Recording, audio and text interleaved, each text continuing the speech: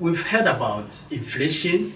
We know what goes into inflation. We've heard about national census. But do we really know which institution is really mandated to produce and disseminate this information? It is the Ghana Statistical Service. And there are so many things we don't know about that we have in our presence today. The Government Statistician, Professor Kobina Anim, to give us some insights. I am your host, Charles Benoni Okine. Welcome, Prof. Thank you, Charles. So, we have noticed that since you took over, GSS has, for the first time, been producing a lot of data all over the place on every topic. Why is that? I've actually not averted my mind to that as to whether since 2019 the volume of statistical products that we put out there is more than what the case was before my tenure. But let's keep in mind that my tenure coincided with the, as you rightly said, the 2021 population housing census, which is a very huge undertaking for every national statistical office. Since that exercise, we've taken advantage of the huge data that we have and ensure that at any point in time, we continue to contribute to the discourse on national development using the national population and housing census data for that purpose. Also, since 2019, what we've done, which going forward would help answer the question whether statistical products are increasing, is that we've started tracking our publications annually so that as a service, we'll use that as a measure for our progress. And as I said, we don't have that prior to 2019, but annually since 2019, we see our statistical products going up. So is it because during your time, you make sure that this information goes out to the public? I mean, that is I would say, frankly, as a journalist, we never had information as frequently as we see now. You might be right to a very large extent and from different perspectives. And the reason why I say that is you need to be deliberate about your mandate. And our mandate is the state institutions that is expected to collect data, process it, analyze it, and make sure it's available for decision making. So being deliberate about it, we said to ourselves that let us measure our progress over time. That is why since 2019 we've been doing that. Another deliberate attempt that we've made over the period is demystifying the notion that statistical service is only for key macroeconomic indicators, i.e. inflation and GDP. Our mandate is not restricted to these two indicators. Indeed, it's anything that is social, it's anything that is economic, it's anything that is about the environment. Whatever from A to Z, it is our mandate to ensure that we provide data on it to guide policymakers. And one of the things that I have particularly championed is the fact that if you take our policy document, which contains all that we want to do, there are inherent interventions, and it's our duty as a National Statistical Office to follow through these interventions and make sure that government is on track. And we distinguish between what we call statistical inputs and statistical outputs. Often we have looked at what the figure is and asked ourselves the question, are we making progress or not? But that is not how you get a nation to develop. If you really want to get a nation to develop, you need to think more about what goes into the output. And this is what we call the statistical input. So at the time that you are developing policies, that is where we ask ourselves, what numbers are they using and how is that informing what we do? This requires a lot of funding. Why do you think government should invest in data at the expense of the real sector of the economy, health, education? I'll come to the statistics part of this question, but I'll precede it with reflecting on the key characterization of the question that you've put out there. One is data, one is statistics, one is development, one is people. We are clear in our minds that development is about people. If you are developing, you want to see it manifesting in the day-to-day activities, lives of people. So development is about data. On the flip side, we always say that you cannot develop without statistics. So for you to be able to develop, you should know where you are starting from. And for everything that you invest, you need to know what you are getting back. So if you look at the whole process of policy making, you need to start with a baseline figure, which is about numbers. You say to yourself that I've invested X amount of money. you are expecting Y returns. It's about numbers. Then you go back and look at your baseline and your current period and ask yourself, how have you progressed? So development can never happen if you don't have statistics. Okay. From a numbers point of view, there's a study internationally, globally, that has pointed us to the fact that for every $1 that you invest in a data system, the returns is $32. Wow. For every $1 that you invest in a data system, the returns is $32. And let's be mindful of the use of the word data system. So it's not about the production of the data, it's not about the analysis of the data, it's not about the publishing of the data, but the entire data value chain, right from conceptualization in terms of the data you want to produce, producing the data, making sure that the data ends up in policy documents, and more importantly, evaluating the policy target to say that indeed we have achieved not only the output of the policy intervention, but the outputs, the outcome, and more importantly, the impact.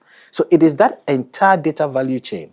And our work as Statistical Service, we have full control over the production side. We have limited control over the production of the data. The production of the data. Okay. We have limited control over the conceptualization because we don't make the policies, we don't develop the development trajectories. We have limited control over its use, and we have limited control over the evaluation. So when we talk about data, we always need to look at the value chain. Okay. And going forward, I'm trying to get people to rethink the use of the word data, because we use data as a buzzword and in different industries. When it comes to statistics and policy, when we say data, what we are actually talking about is the micro data. And what that means is that information about different individuals across different issues. Okay. At the micro level. So it could be at the individual level, it could be at the business level, and then this is what we can analyze. If you have a data that cannot be analyzed, it's not in the space of the work that we do, because data is what we analyze to get the statistics, and it's the statistics that we find in policy documents. So we need to be clear in our minds what we mean by data, and in this case, it is the micro data, as I said, across different units of observations, i.e. individuals or businesses, and across different issues in terms of demography, in terms of economic, in terms of psychology, in terms of health, and so on. We live in a country where, based on the information that comes out, people tend to look at it with two lenses. Either it favors one party, it doesn't favor the other party, and then they all have their interpretations. Why do you think people should even trust the statistics you produce? We prioritize this question, and that is why the use of the word trust is embedded in our vision. Our vision is to be the trusted provider of official statistics for good governance. And we do this from different perspectives. The first perspective is transparency. If you are driving a national statistical system and the way you compute your figures is not available to the general public, that is where people begin to get concerns on how has it been calculated, what are the limitations to it, how is it comparable internationally. Globally, we have the 10 fundamental principles of official statistics, and one of them is the scientific, indeed the first one is the scientific process that you go through. That scientific process should be made available. So since 2019, it is our main objective that we don't put out any statistic without walking the public through how it is done, and also telling the public different approaches that can be used for that computation. Let me give you a typical example. Anytime we release inflation, as part of our slides, we direct people to our concepts and manual for the computation of consumer price index and inflation. Yesterday, we launched the National Human Development Report. At the launch, we clearly said that a methodological document has been developed which will point people to how the computation was done. In addition to that, in addition to the methodological paper, we go ahead to say that these are the alternatives in reaching this, but globally, this is what we've committed to, or nationally, this is what we've committed to. So the underlying practice for trust is transparency. And it goes beyond just telling people about the methodology, but where in instances the data is being misrepresented or the statistics is being represented, we need to come out and defend the number and say that this is how it was done, and then this is how it has to be interpreted in terms of the context. So there are no biases to it. There's no government official who comes to you and say, deliberately do this for us, giving you some direction for you to follow and then blow something out. Another dimension of the fundamental principles is that you need to put it out to the public at the same time. That is why we do press releases every now and then, because we don't want a situation where some agencies, some individuals would be privy to a number before it gets to the public. I have enjoyed that level of statistical independence. That is, if you define independence of whether a government official has approached you or not, in the last 5 years. Indeed, people have asked, why don't you give it out before? And we point them to what the professional ethics of our job is. And the professional ethic of our job is that you don't even share it with anybody before it release. That is why we give it out at the level of press release. Even when it is a technical subject area and it is a new area, and we have to engage the media because we partner with the media in putting the information out there. We engage them on the methodology, but not on the numbers. So that once we do the release, with that know-how on how we computed it, they can better help us disseminate the numbers. With your data, would you say government uses it strongly to address some challenges? Particularly, let's talk about the food inflation thing that you mentioned.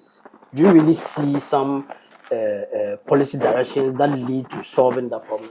I mean, one example is what I said in terms of the redistribution of food or hauling food from some areas of the country into places such as Greater Accra. So we see it being used. But as I said, it is not just a matter of using the headline that we need to transport foods.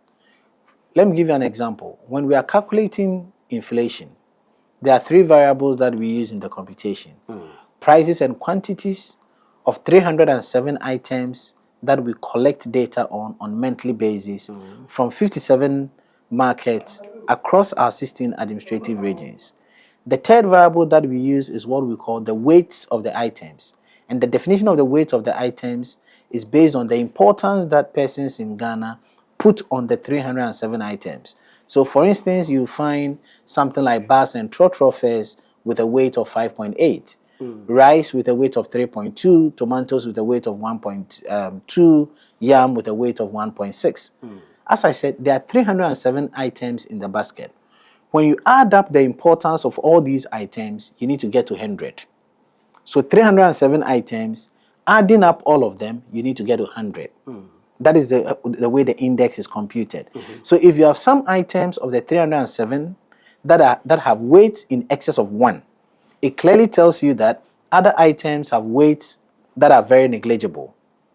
Okay. So anytime we calculate inflation, we point policymakers not only to the headline figure, but also tell them that look at the item level and say to yourself that if this particular item has a significant weight, then if you want to bring down inflation, that is the item that you need to focus on. And we get this not based on our subjective judgment saying that rice is more important than maize, so you give rice a higher weight than maize. Every 5 years, we visit communities, stay with them in the community for 5 years, take their total expenditure on major items, on frequently purchased items, and then based on their expenditure on these different items, we calculate the share of each of these items over the total. So if I know your diary of commodities that you buy, I'm able to say that rice is taking 2% out of the over 1,000 things that you buy. Transport is taking 1% out of the over 1,000 things. So this is done through a scientific approach rather than a subjective judgmental approach that people may think that we sit in the office in attaching weights to the items. Let me keep you there for a while. Last Tuesday, the Graphic Business Standing Breakfast Meeting had a theme that has to do with tackling food inflation and ensuring food sufficiency. do you think that in our attempt to solve the problems, the issues of production and all, to ensure food sufficiency, we need to look at it holistically, or we should be able to narrow down on specifics? It will be a daunting task for the government to say that I'm tackling everything. Okay. And it wouldn't even be an efficient way of doing it, because as I said, there are certain items or there are certain sectors within agric that are more prominent to persons in Ghana than others. So we really need to prioritize, like everything that we do. And that is why we are happy that the PFJ2, that is the Planting for Food and Jobs 2, is focusing on 10 items. Some of these 10 items, not all of them, some of these 10 items have very significant weights. And my definition of significant weight is items that I said earlier on have a weight of more than 1 in our basket for the computation of inflation. So you see tomatoes in there, you see vegetables in there. Charles, anytime we calculate food inflation, there are 5 subclasses within food that are always driving food inflation. So from where we sit at Ghana Statistical Service, we think it's pretty straightforward to bring down food inflation if you focus on these 5 items because they have significant weight. One of them is vegetables, tubers, plantains. The other is ready-made food. Another is meat, live animals that we buy. So these items that we have in the basket are always driving food inflation. Fish that we get from the sea. So one of the questions that we hope can be addressed at some point is the prominence that we've given to PFJ. Can we give that same prominence to our fishing sector? Because fish is always one of the items that we see with significant weight, either fish that we get directly from the sea or fish that we smoke, that is smoked herrings. They are always appearing. And these 2 categories of fish have weight in excess of 1. So if we carefully focus on these subclasses within food, then we'll be deliberate, conscious about bringing down food inflation. I see that there's a lot of information out there. You have a lot of reports. In Ghana, we know that most of these reports sit on the shelves. How accessible are your reports, particularly to government and its agencies? We do this in different ways. The first is what I said earlier on. Once we finish with the analysis, we put in a form of a report, we do a press release, we do a public dissemination, and that has been the pattern over time and across a number of countries. We've reflected on this and we clearly think that there's more that we should do. And Charles, now we've made our website, we've put our website in a way that data is easily accessible. Let me take this opportunity to distinguish between what I said earlier on microdata, statistics, and policy. We analyze the data and we put the microdata there.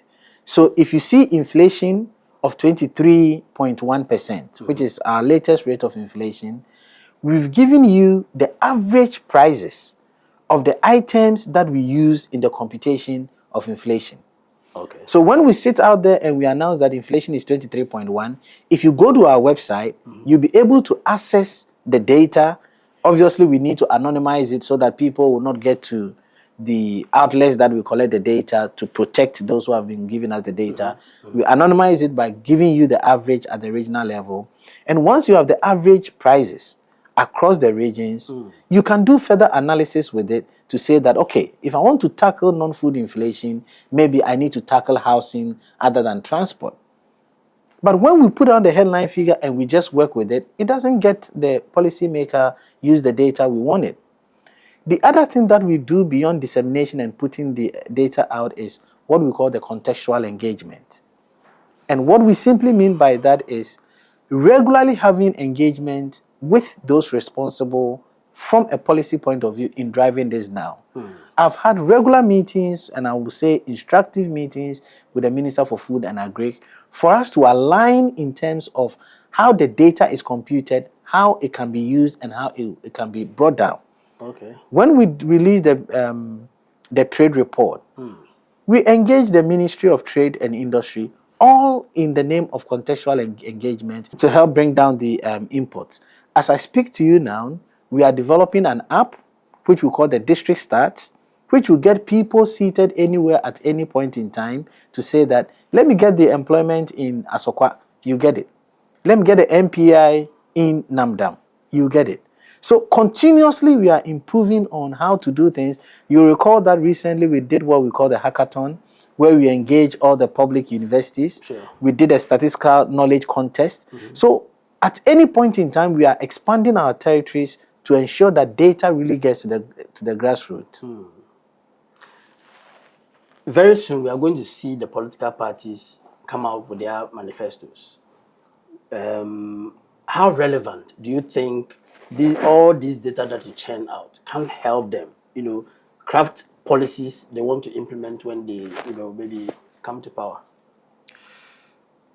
So in a nutshell, I say, so how can it help in crafting their manifestos? It should be the bedrock of their manifestos. Because as I mentioned, you cannot say, I want to intervene in this area when you don't have the baseline. Okay. So when we say manifestos, when we say data, people look at only Ghana Statistical Service and the policymakers. We really want to empower the civil service organizations, the general public, to use data as a tool in asking, why are you putting this policy intervention in, let's say, health rather than education? It is for which reason, in the last 6 months, we are trying to, as much as possible, provide the general public with a lot of information. As I said, last week we did a multidimensional poverty index. It has 13 indicators. All these 13 indicators, we've computed them for all our 261 districts. And indeed, within each district, we've computed same for at least 20 localities. So we have data on across 13 indicators for at least over 5,000 localities in the country.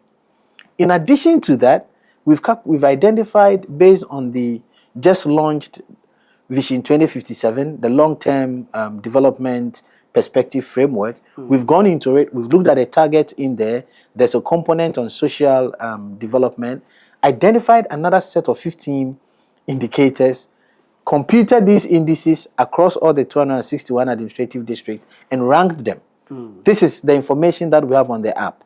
So if we are going to go into the manifestos without paying attention to the numbers that are in the manifestos vis-a-vis the population-based data and ask these very simple questions, why are we saying that we're going to focus on this when the data on another issue shows that it's more concerning than this other issue?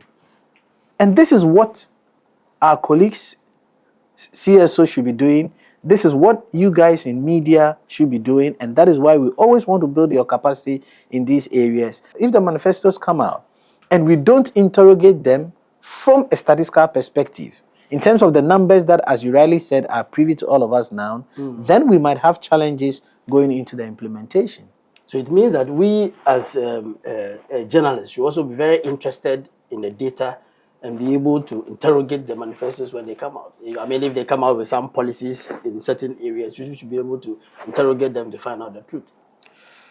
Indeed, GSS wants to deepen its work more with CSOs and the media and the general public, the same way it's expected that we engage with policymakers. Okay. Because ahead of the SDGs in 2015, one of the global data revolution agenda was about, as I said, transparency and accountability. And it is your responsibility to use the facts for purposes of accountability, or for purposes of asking questions at the time that the policies are being developed, as what is the reasoning behind it. Recently, we saw the National Development Plan outdoor. Do you think it made use of some of the data that you churn out? I must say that I'm not able to put a number to it, but qualitatively, I must say that GSS was the predominant institution that they relied on for the baseline data. So we are happy about that. But going back to tracking the National Development Plan, this is the time that we need to look at the numbers and ask ourselves, are the numbers what we want to see in terms of rate of growth? Because this is a plan when Ghana is 100. So there are certain targets in there. So for instance, one of the things that I recall vividly in the National Development Plan has to do with population density. And then the expectation is that by 2057, we're going to move from the 129 per square kilometer to 150 per square kilometer. Are we able to reach that? And why that 150? This is the conversation that we should be having now. So now we invite the relevant ministries and say that in the long-term development plan, this is the target that we have. Okay. 2021 PAC 129. 2057, we want to get to 150 per every square kilometer. Then the first question is, what informed the 150? What is going to inform the rate of changes between now and 150? We started SDGs. We have 6 years to go. This is the time that we need to ask ourselves, which of the SDGs are we not likely to achieve? Okay. And then, after 2030, what are we going to do? Prof, you agree with me that this work that you do is very laborious and very expensive. Who funds it? That's an interesting question.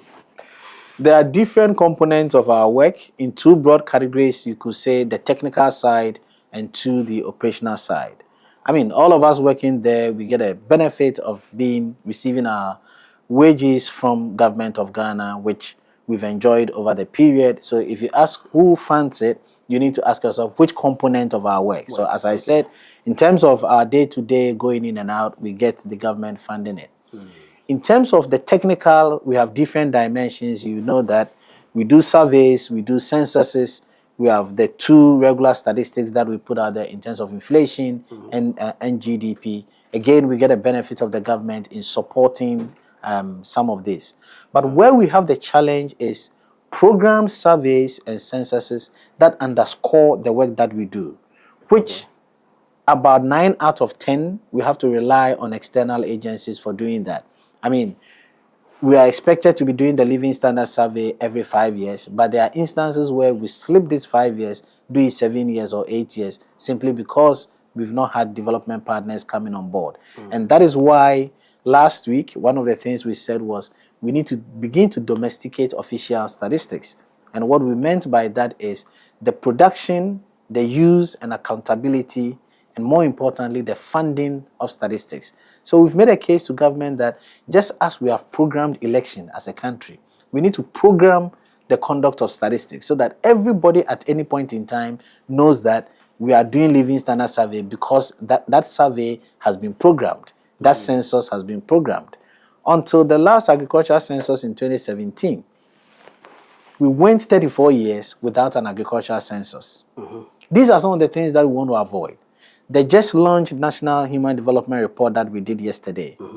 The last time we did it was in 2007. So 16 years, we have not done a National Human Development Report. So clearly, if we don't program the key statistics and we don't say that this is what we need, we would continue to rely on development partners in funding this, which we don't have control over when the funding comes through and therefore when the survey will be done. So it's clear that the more you get, the more you can do. Absolutely. I mean, if you look at the extent to which the service is active over the years, you realize that anytime the service is active is within a window that we are funding from development partners. So once that funding runs out, you see that the work of the service goes dormant, and that is when people don't even hear about the service at all. Between 2020 and end of 2025, we're currently under a window of funding, and that is partly why you're seeing a lot of publications around this time. We've already hinted government that we don't want to go through another drought period post 2025, so we need to begin to find resources for continuity with the work that we are doing. From all the explanations that you've done, it shows that data has a lot of value. Can other non-state agencies also take advantage of what you produce? Charles, it's already started, and it's part of our signals that our messaging is reaching the extent to which we want to do. Okay. In recent times, we've had some private organizations approaching us to speak to us on the data that we have and how useful that data is. And it's a two-way affair. We are gradually complementing our traditional surveys and censuses with non-traditional data sources. So one, we have non-state agencies approaching us to say that we have this wealth of data. How can you use it to complement your traditional surveys and censuses? And on the other hand, we have private people coming on board telling us that to what extent could you make this data available to us to ensure that we are successful in this intervention? When we did the 2021 population housing census, one of the things that we put out there on our website is what we call the business hub. If you recall, for the first time, we did what we call the proximity analysis, which allowed us, based on the GPS coordinates, to tell us the different essential services that we have in the country and the distances between them and the distances between the essential services and residential clusters.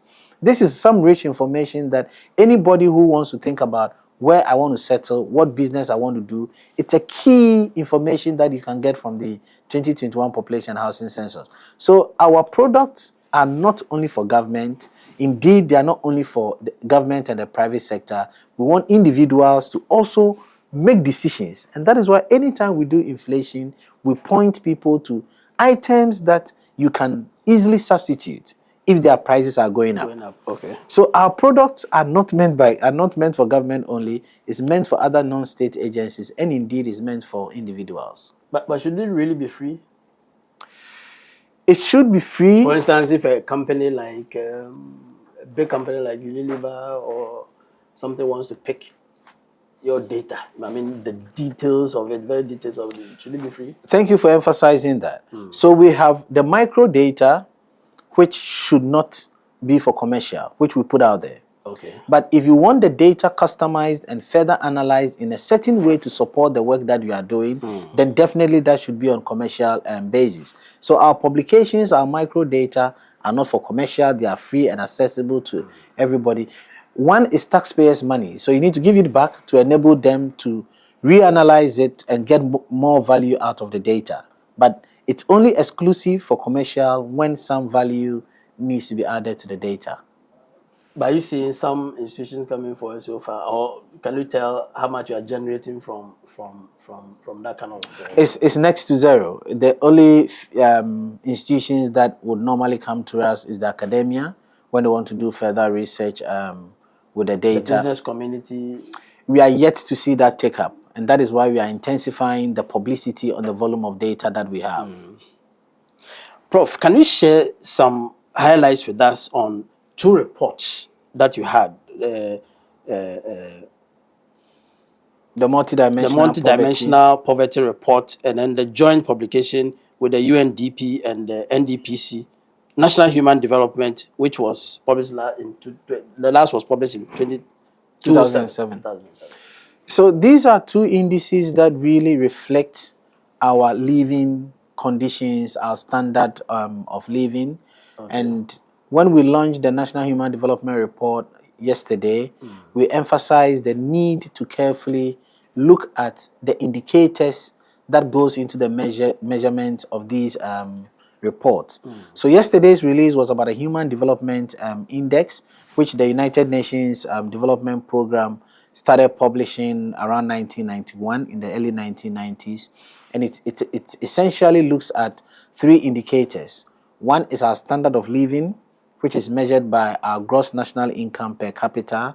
The other is education, and the other is health. In the area of education, we look at expected years of schooling and the mean years of schooling. And in the area of health, we look at life expectancy. So over time, you are able to say that your Human Development Index, it's either going down or it's going up.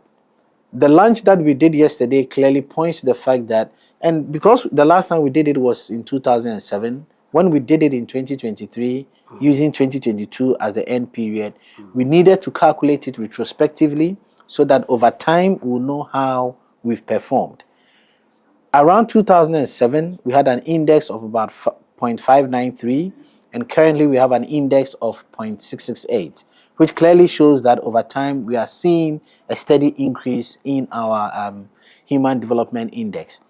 From that annual analysis, it was obvious because in 2020 and 2021, on the back of COVID, we saw a stagnation in our Human Development Index at 0.653 for both 2021 and 2020 and 2021. Charles, the highlight of yesterday's release had to do with the focus.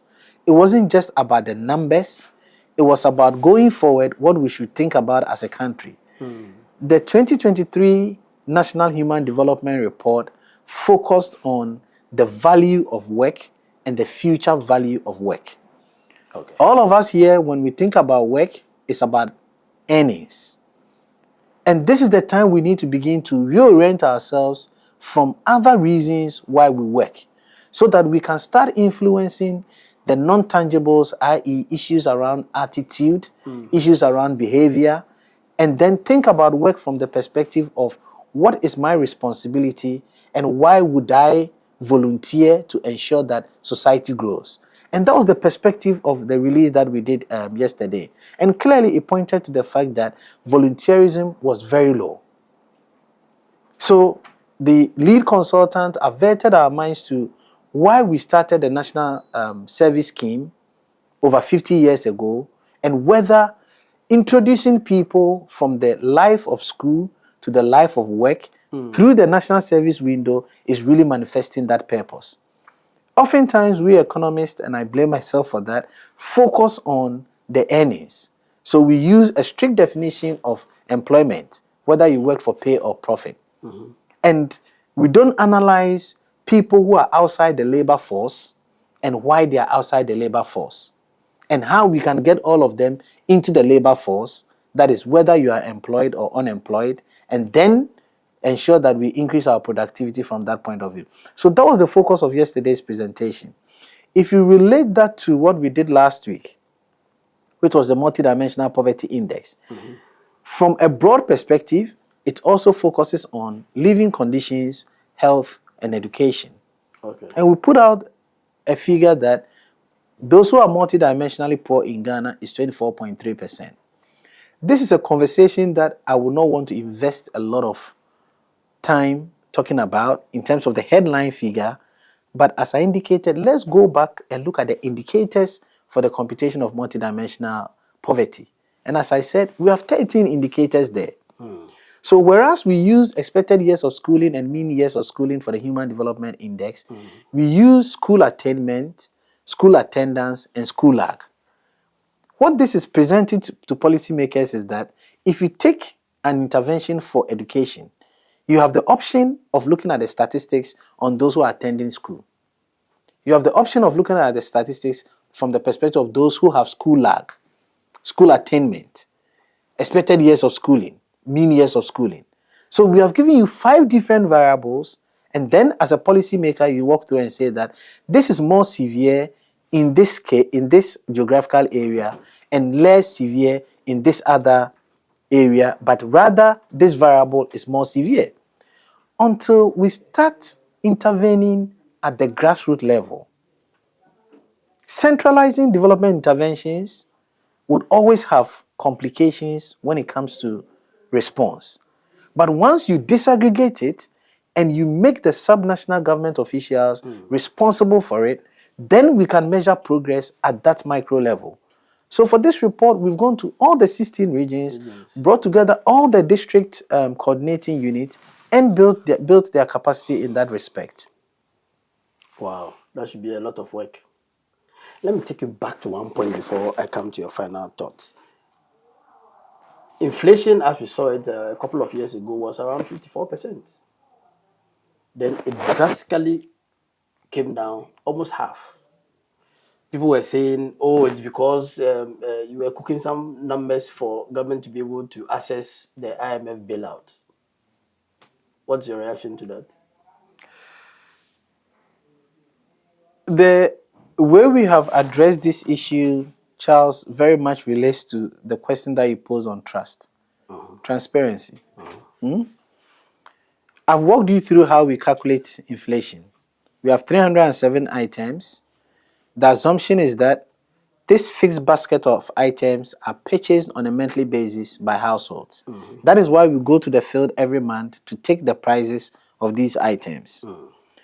So once we have this consumer price index, which is the price of the fixed items, using 2018 as the base period, we are able to calculate inflation based on the changes in the consumer price index. Okay. So we calculate inflation either on a year-on-year basis or on a month-on-month basis. We have severally told the public that to arrive at rate of inflation, it's simply the consumer price index today minus the consumer price index same time last year divided by the consumer price index same time last year. Okay. So if I'm calculating rate of inflation, it is not only the current increases in the price of goods and services that would influence the rate of inflation, but the changes that we saw last year. So if you are coming on the back of a previous year that inflation shot up and decreased over time, and you are using that as your denominator and it's also influencing your numerator, definitely it will be affected by what we call the base effect. So now you hear people trying to tell us that next year, next month, this is what the rate of inflation is. All that they are doing is that, let me assume that there's no change in current period. And let me look at what happened in the base period. Then to an extent, I can tell you what inflation is. It is for this reason why we don't do only year-on-year inflation. We do year-on-year and month-on-month inflation. Okay. Inflation dropped from 25.0 to 23.1, 1.9 percentage points between April and May 2024. But month-on-month inflation was 3.2%, Okay. which clearly points to the fact that in current times, prices of goods and services are going down. But the communication around it focused on the year-on-year inflation, which was mainly driven by the base from last year, without a conversation on what is happening in current terms. We move the conversation forward and we say that when we looked at the month-on-month inflation, we saw a national 3.2%, but we saw an item, specifically transport, that went up by 10.6 percentage points. This is why we say that if you really want to trigger a policy change, it's not about the headline figure. Because if month on month, you are doing a transport change of 10.6%, and we know that transport would affect food, would affect non-food items that we have in the basket in a rippling way, then this is the time we need to ask ourselves, how do we tame the transport that is seeing 10.6%? So depending on the way you want to analyze the number, like every other statistic, is going to give you a different perspective to it. But what we need to focus on is the disaggregates and not the headline figure. Prof, your final words. We really want to contribute to making Ghana a statistical community. This is something that we've been saying for some time now. And in our minds, the way we do that is one, when all of us are statistical literate. And the only way you can be statistical literate is that, one, you don't take a number and use that to assess a geographical area. Different numbers come together to enable us to assess the performance of a geographical area. Two, don't take a number and interpret it and use it when you don't know how it was computed, the context in which it was computed. So technically we say that if you take a number, look for the metadata, which is the documentation around how the number was computed. And number three, don't take a number without looking at it comparatively, either historically or what is happening in other jurisdictions. That is when you can make a better meaning of the number. So these are the three things that I think we need to leave with the general public, so that especially as we go into an election year where we're going to look at numbers and use it as judgment, we are guided by the three things that I've talked about. So you've heard it all. Data is very, very important, and it is important for all of us. My guest for today has been the Government Statistician, Professor Samuel Kobina Anim. My name is Charles Benoni Okine. I'm the Assistant Editor, Graphic Business. Thank you. For more news, please visit our website graphic.com.gh or follow us on Facebook at Daily Graphic and on YouTube and Twitter at GraphicGH.